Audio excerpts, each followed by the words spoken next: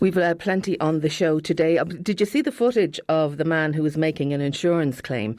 And he was supposedly on crutches and he had to use a wheelchair. And there was footage showing him lifting his own wheelchair into the boot of his car, doing a little dance even, walking perfectly normally around the streets. And we're going to be talking about insurance reform on the show today as well. And we're also going to be talking about... We're going to be talking to Mary Keane from the Citizens Information Centre about the work that they do, because they're looking for volunteers, and it might be something that you want to do. So we're going to have information on that, but also information on changes to social welfare entitlements and the rise in minimum wage and everything that's all coming into force next week. So we're going to be dealing with that as well. And we're going to be talking to cognitive behavioural therapist Ursula Hayes about the Thrive programme and see what that's all about. That's going to be starting on Monday, the 3rd of February in Dungarvan and the 10th of February in Waterford. The courses to alleviate stress. So if you suffer from stress and you're looking for a bit of help with that, then we could have it. Who doesn't, as you, suffer from stress these days? But if we're going to be dealing with that as well. So you can get your thoughts and comments on anything that we're talking about, or even things that we're not talking about that are exercising your brain on 083 3333 975, or you can call 051 846 123. But my first guest this morning is Sean Dobbs, lead engineer with Wexford County Council. You're very welcome to the programme, Sean. Good morning, Maria. How are you? I'm very good. Yeah. Big day. It's an exciting day here for New Ross, and indeed the wider southeast region, I think, with the opening of the New Ross bypass and the Rose Fitzgerald Kennedy Bridge, which is Ireland's longest bridge. So on Taoiseach, Leo Varadkar is performing the opening ceremony today. And then the road is actually opening to traffic around noon tomorrow. So, yeah, it's a very, very good news story to kick off the new decade for the southeast. It's a little bit later than was intended, because there was some issues with the bridge, wasn't there?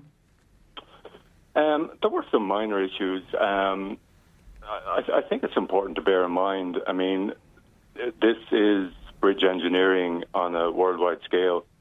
Right here in the southeast. To give you a little bit of information, it's Ireland's longest bridge, 887 metres. And the two main spans over the River Barrow are the longest spans of the type in the world. It was a huge engineering challenge, it really was. We've had engineers here on site and in design offices from around the world, some of the best engineering minds in the world, contributing to the project.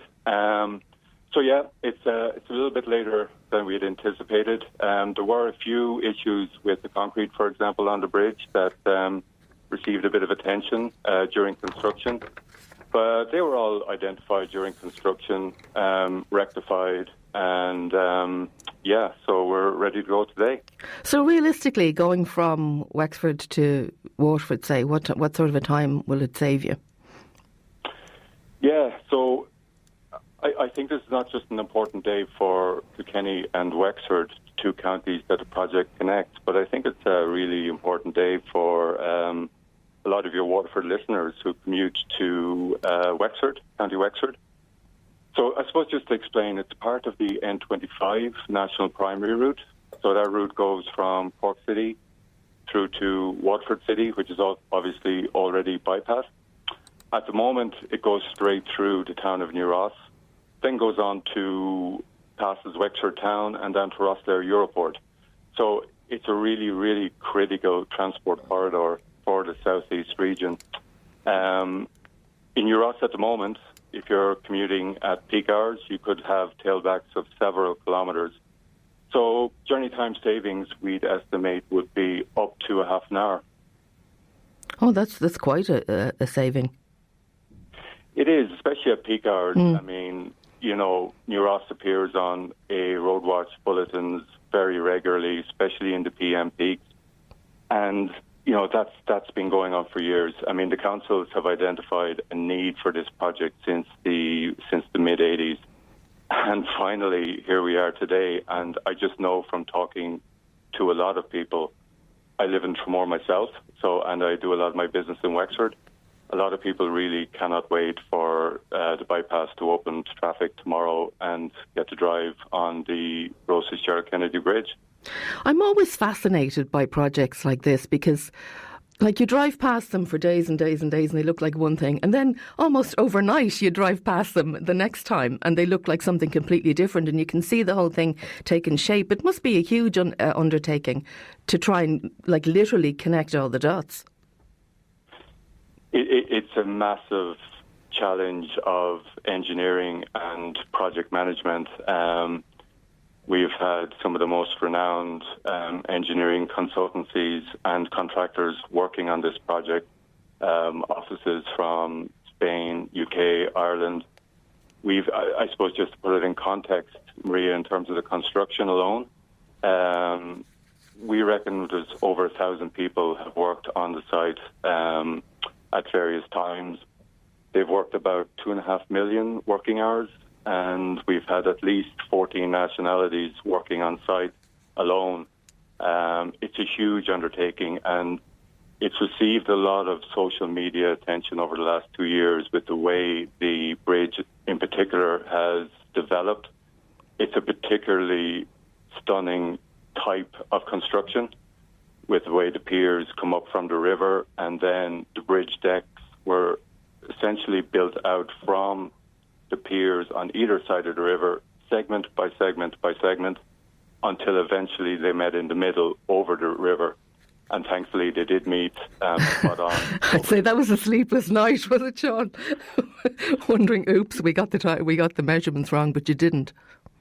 Yeah, no, it really is a huge feat of engineering, and you know, this is receiving worldwide attention. I think it's fair to say. I mean, for example, the Discovery Channel produced a documentary on the bridge. It's aired a couple of weeks ago, so that has been broadcast around the world. So, yeah, this is a really iconic structure, not just for the southeast, but I'd say probably for the country. I think a lot of us would have seen that time-lapse video showing it, you know, going along in stages. It was really fascinating to look at, and as you say, it's very, very impressive to look at. It is. The bridge has a very ambitious and contemporary design, I think. But at the same time, I think it's important to point out that, you know, the River Barrow it's a beautiful landscape, but it's also a protected landscape under European legislation. It's a special area of conservation. So the bridge design had to be sensitive to the landscape, and I think it is a bold, ambitious design. But at the same time, I think it is sympathetic to the natural landscape that surrounds it, yeah. And it's toll-free, is it? It's toll-free. Not surprisingly, that's usually one of the first questions I'm asked. It's toll-free. So I suppose just to explain, the project is a public-private partnership, or PPP contract. So the PPP company will operate and maintain the project, including the bridge, for 25 years. But there are no tolls on the bridge, so I think that's a good news story for the southeast as well. And did everybody think when it was being built that it was always going to have a toll, because you can't have a bridge these days without having a toll? Was that the general perception? It was, yeah. I mean, for that very reason, you know, most of the major bridge constructions we've had over the last probably 15 years, most of them have been tolled. Obviously, the Thomas Francis Meagher Bridge on the Waterford Bypass being an example. So, yeah, thankfully, this bridge isn't tolled. There's a different payment mechanism between the state and the PPP company. But the good news is that the local commuters won't have to pay to cross the bridge. That's brilliant. So a really big day, and everybody who worked on it must be, I suppose, in a way, relieved that it's over in some parts, that it all kind of worked out as per the plans. Yeah, it's a good mixture of relief and excitement, I think. There's a huge sense of pride here on site at what everybody has achieved. And, you know, you're talking about Wexford and Kilkenny County Councils, Transport Infrastructure Ireland, Mott MacDonald Ireland, who have been our consultants for going back maybe 20 years at this stage. the contractors, BAM Dragados, they had a huge challenge during the construction phase.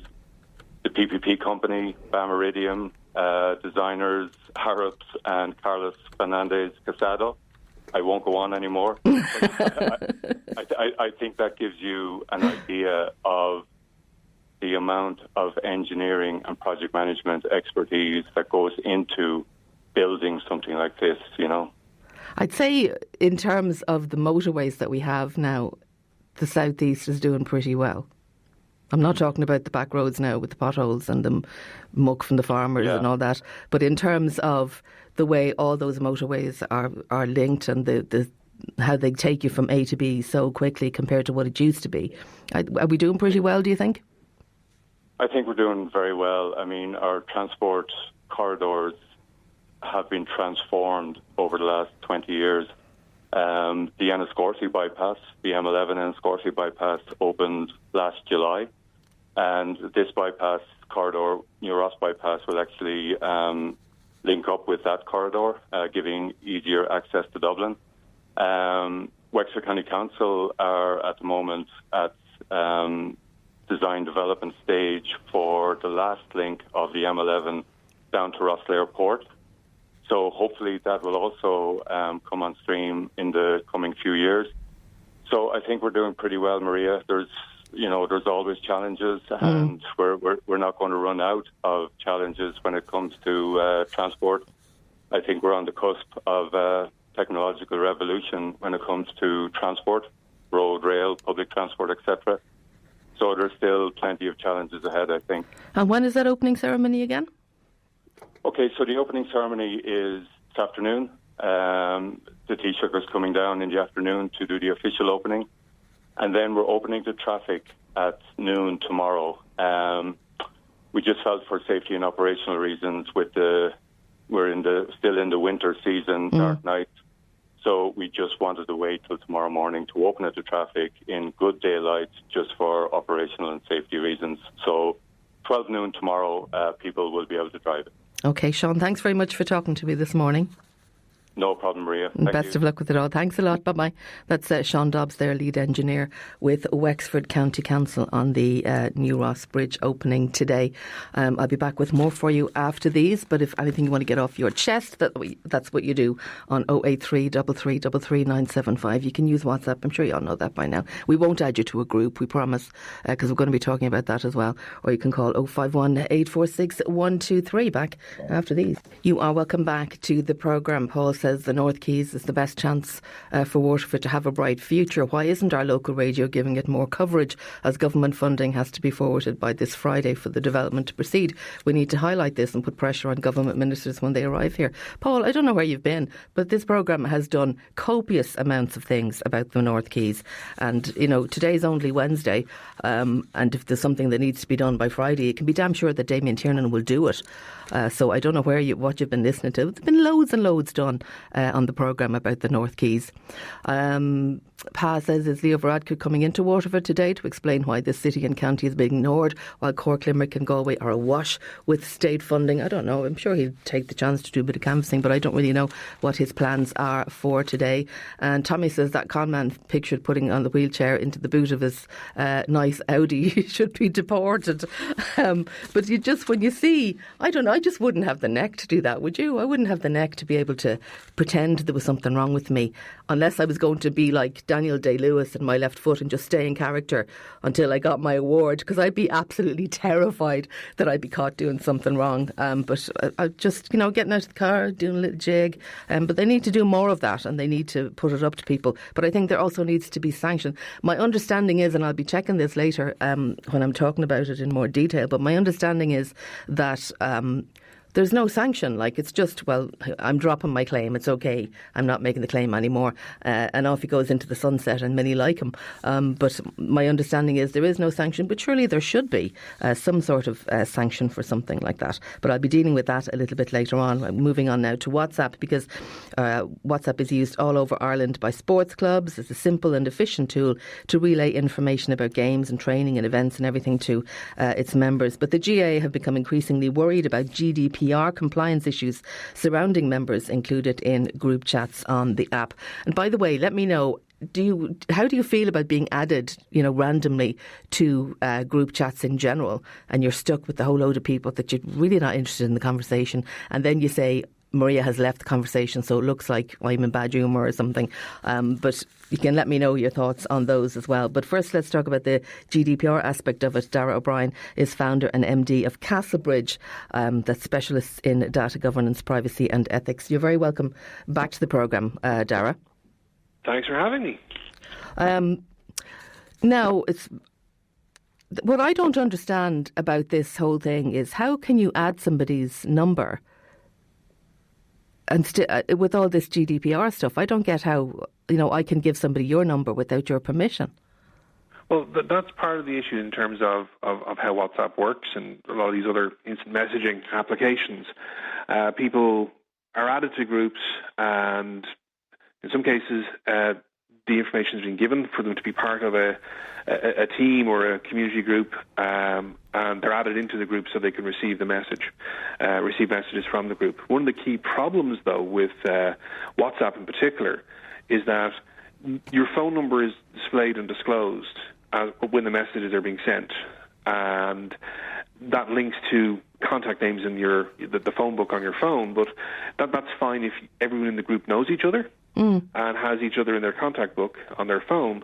But if you don't know people, if it's a wider network than just your immediate friends, your phone number is being shared with other people in that group, whether you're aware of it or not. And that means that your phone number could be saved and copied and held by other people for other purposes. The other challenge and difficulty around using WhatsApp from a data protection perspective is that one of its features is it uploads your contact book to WhatsApp to match the data against all the other data that they hold. So it can identify who in your network of friends and people in your contact list are already using WhatsApp, and also identify those who aren't already using WhatsApp. We've given it permission to do this, I presume, when we clicked this, confirm things.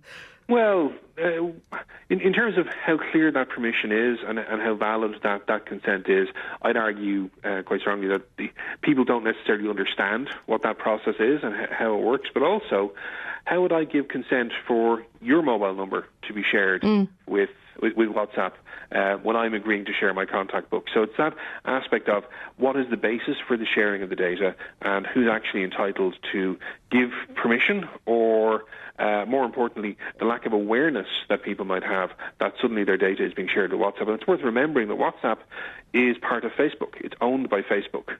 And Facebook bought WhatsApp a couple of years ago, even though they've got other messenger applications themselves, Facebook Messenger being one. And the reason they bought WhatsApp was to get access to the data of who was messaging who and the relationships between people, because that drives the advertising engine in the Facebook world.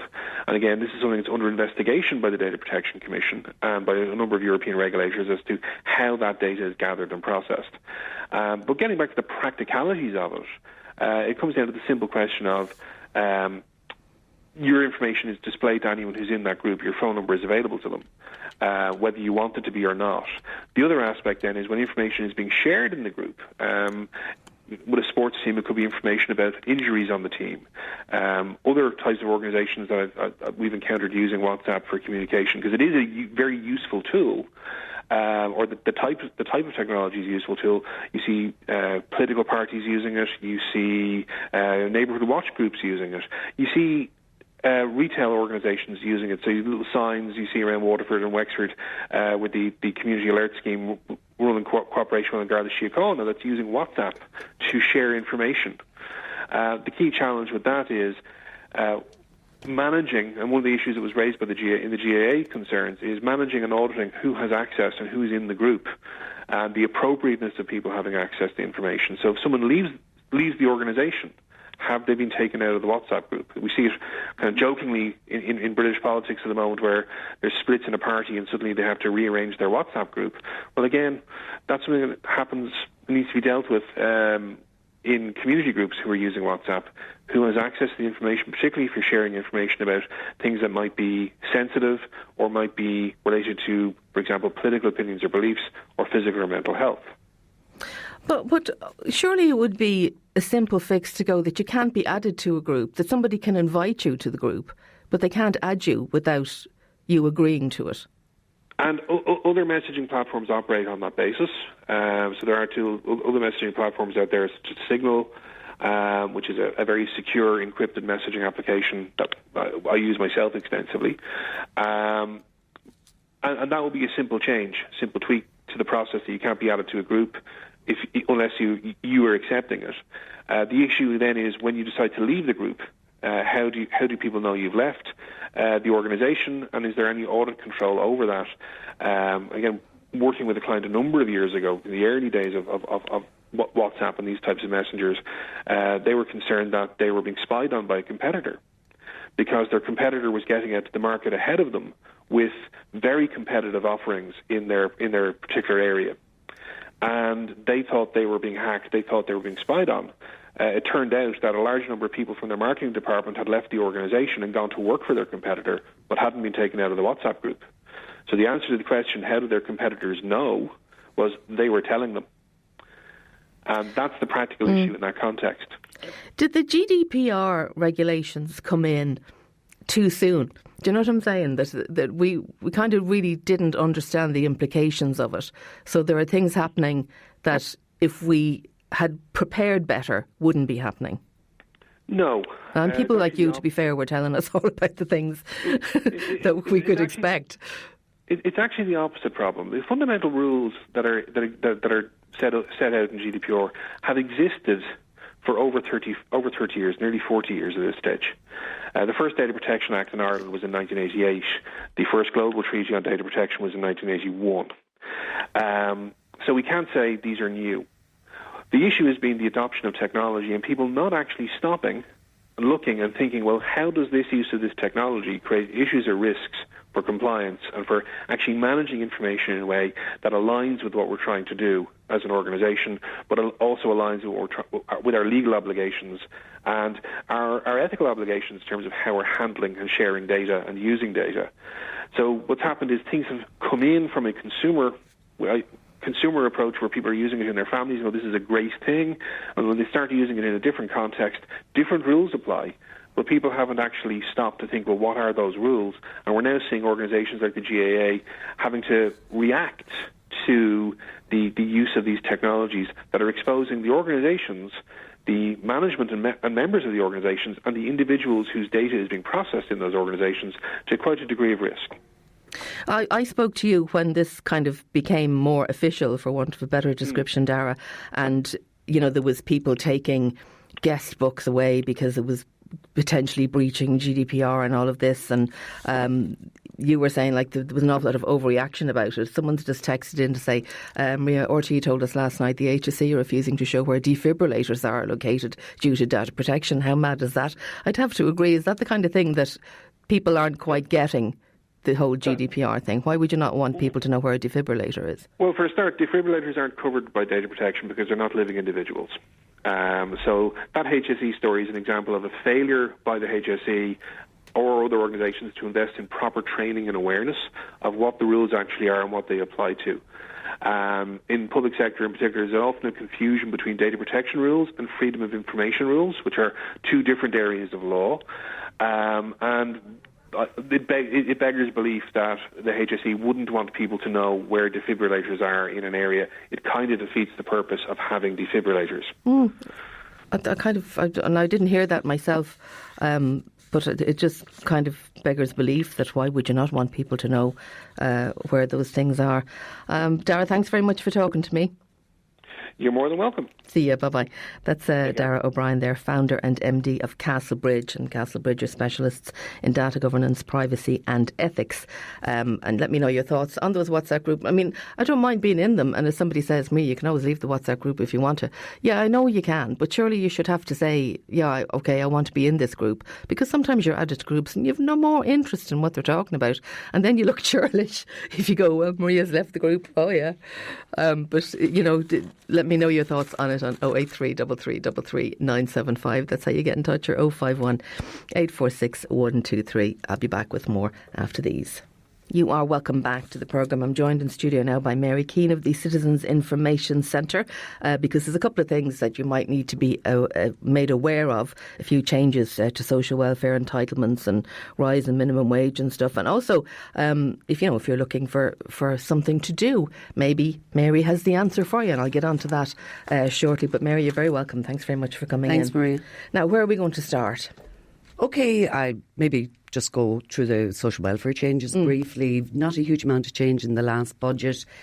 The big changes were a small increase to the qualified child rate for people on welfare. So it went up from 34 to 36 euro for people with children under 12 and up to 40 euro for children that are over 12. Age-related payments changed a bit. During the recession, or before the recession, people were all on the same rates. During the recession, they reduced the rate for under 26s. So if you were under 26, you got a much lower rate of job seekers than you would have if you were over that age. Now they're bringing that back down slightly. So it's gone down. The upper age limit is now 25, and there's a change for somebody living independently. Good change for people who are single parents, getting one-parent family payment. They can now earn up to 165 before it starts affecting their payments, so they can take on a little bit more work, or even the minimum wage going up will maybe eat into that. Working family payment, so that's a payment that a lot of people maybe don't know about. So it's for somebody who's actually working, so it's the welfare payment that you must be working to get. So I used to call FIS. The family income support. So you must be working to get it. You must be working more than 19 hours a week or 38 hours a fortnight. If you're on low wage, you have dependent children, you may be entitled to that. So the limits for that for the first 3 children went up. And people should apply, because you can only say no if you don't qualify. So absolutely, it's always a good rule. Apply anyway. Yeah. It's the cost of a stamp. Living alone increase was a very exciting one, in that it's not a huge amount, but it went up from €9 to €14. In all my time working in this field in the last over 20 years, it's never moved from that. So it's now €14. So is that a week or what? It's a week on top of your welfare payment. Okay, so it's for people who are obviously living alone. There's not a lot you could do with that, though, in fairness, is there? Not, but it's a small amount to support people who are living alone, because it's more expensive to live alone than it is for a couple. Even on travelling, we all know if you're going. And what else does somebody living alone get? Do you know that off the top of your head? Because I've just thrown that at you in fairness. Okay, it depends on their circumstances. If all they have is a welfare payment and nothing else, they will get their payment, which often is the pension, if they're of pension age. They will get the living alone allowance. If they're over 80, there's a special age allowance. Okay. And they might also get the fuel allowance, which is a means-tested payment, which also went up slightly in the budget. Okay. And then the household benefits, which is the electricity allowance or the TV licence. So there's quite a range of payments. That's why we would encourage people to call into us to check out. When your life changes, you leave work or go into work, maybe check out that you're getting everything you're entitled to. If you're part of a couple, one of you retires, the other part of the couple is coming to retirement, check it out, because you mightn't always be getting the maximum benefit you could get without comparing one to the other. Now, what about retirement? Because God knows it's definitely a buzzword at the moment, no matter how close or far you are to it. Generally, there is no fixed retirement age unless it's in your contract of employment. So employment law comes into this. So if it's in your contract of employment that you retire at a particular age, unless you get an exemption from your employer to that, you must leave at that age. Traditionally in Ireland, or for the last number of decades, that's been 65 in your contract of employment. State pension never kicked in until you were 66. So there was a gap. I remember back when my mother retired back in the 80s, she was nursing. She retired and she had to sign on for a year in Ballybrick and in the old Labour Exchange. It's kind of nothing new with this. Is nothing new. Okay. I don't know when transition pension came in to effect, which was the one that people signed on to at 65, which was taken away then during the downturn. Now there's some talk about bringing that back. But also what they did announce, and maybe a lot of people didn't notice in 2012, was that they were raising the pension age. So for anybody who was born after 1955, they won't get the pension until they're 67. And it's coming in 2028. Anybody pension age at that stage will have to be 68. These are the proposals. They're there. It's all up in the air at the minute, and we don't know where it's going. But just an interesting point. The pension was introduced in Ireland and England and Scotland and Wales because we weren't independent at that stage first, and you had to be over 70 to get it. And the life expectancy then was 54 years. No way. So they didn't expect to give it to very many people. But maybe there wasn't evidence of date of birth at the time, so maybe there was a little bit of fudging of people who said they were over the age. So it's just interesting point. There's another change, I don't know if people are aware of it, about gift vouchers. Because we cover consumer law as well, and since December, there can't be an expiry date on gift vouchers as there used to be, or certainly that expiry date can't be less than 5 years. So that's great news for people. It's fantastic, isn't it? Like myself, if you get a voucher and you forget to use it and then it's thrown there, and it's a bit of a waste, and it's also maybe a little bit of an insult to those who gave it to you. Somebody wants to ask about the living alone allowance. Will it automatically go up if you are in receipt of it already? Yes, it should have gone up in January. Okay. Yeah, so if you're in receipt of it, if you didn't claim it, you then need to claim it. So sometimes people's circumstances change and they forget or don't know it's there. So if I have my adult son living with me, I'm a single person, I'm a widow, I might know I should claim it once he's moved out. Or if I lose my partner or spouse, I should be claiming the living alone allowance. You don't automatically get it, you must claim it. And minimum wage? Minimum wage is going up, not dramatically, but it's steadily climbing. So from the 1st of February, it's going to be €10.10. Now that's for an experienced adult worker, so you must be over 21 to get that rate. There are age rates below that. So it was always you had to be working. Over 2021, I'm not exact. Now, you're looking for, I'm looking at, you have all this information in your head and you're looking for volunteers.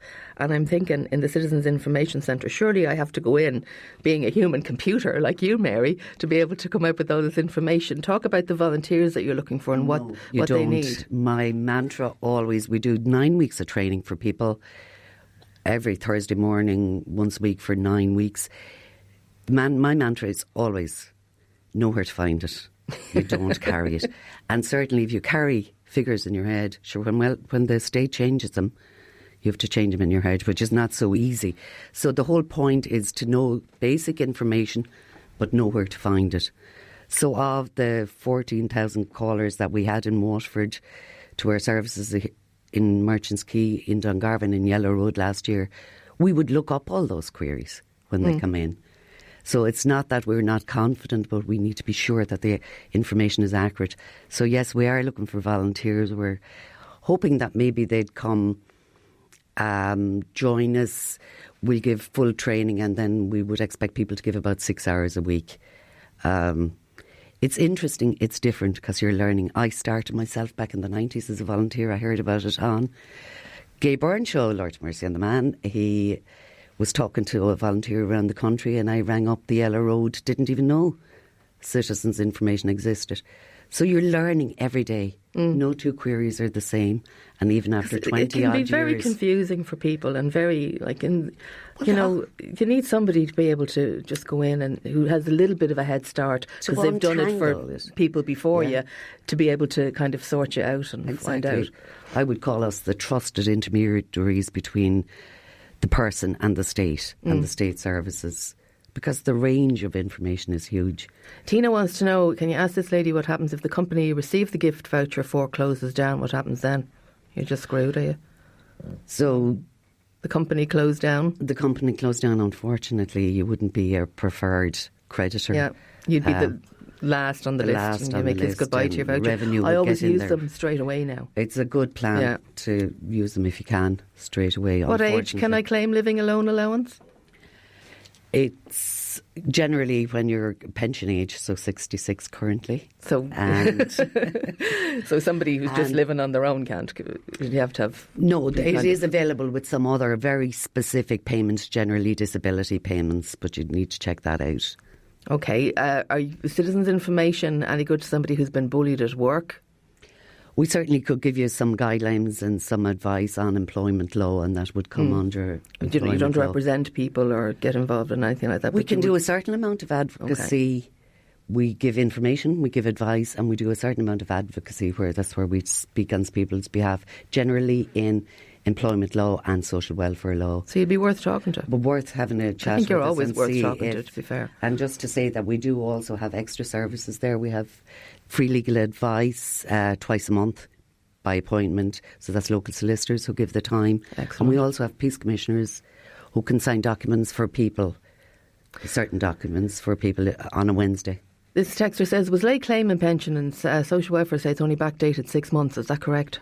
Generally it is, unless you can make a very good case for why the claim was so late.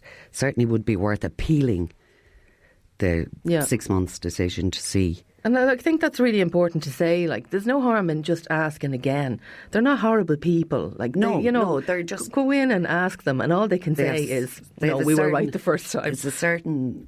There are certain rules there that they have to follow, but maybe if you can give them further information about the reason that the claim was late, it might extend it. So you can appeal that. And the last one for you, would a widow with a child living with them be entitled to living alone? No, I don't presume not. No? I'd need to look that up again. Yeah. As I say, I don't want to talk off the top of my There you head. go. In you go to see Mary Keane in the Citizens Information Centre. Or any of my or- excellent volunteers or other staff. But it's a great resource, and I don't think we maximise it enough. You know, I would tell everyone to go to the Citizens that's Information. great. If I don't know the answer to the questions they're asking, I'd be saying Citizens Information Centre. And how if people think they might like to be a volunteer, how do they get in touch? Well, if they just give us a ring or call in, so it's 0761 07 6580. So you can either volunteer for the Waterford office or the Dungarvan office, but we can send you a form out from either. Excellent. And Mary, the closing thanks. date is Friday. So if Okay. they could get it in as soon as possible, it'd be great. That'd be interesting now. Mary, thanks a lot for coming in. You're very That's welcome, Mary Mary. Keane there of the Citizens Information Centre. Back after these. You are welcome back to the programme. A lot of information there from Mary Keane of the Citizens Information Centre. So do keep it in mind. If you have any questions, there's no harm going in and asking, or even, asking questions of social welfare. It's their job, point number one. And secondly, all they can do is say, no, you're not entitled to it. And then, at least you've tried. But don't be afraid to try and get information or go and ask for information from people, because if you don't ask, you don't get, basically.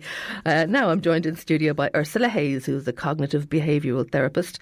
Then we're going to be talking about the Thrive programme she's running with Dr. Elizabeth Dowd, who's a GP, and a nutritional therapist, Amy Gilligan. So there's plenty of people involved.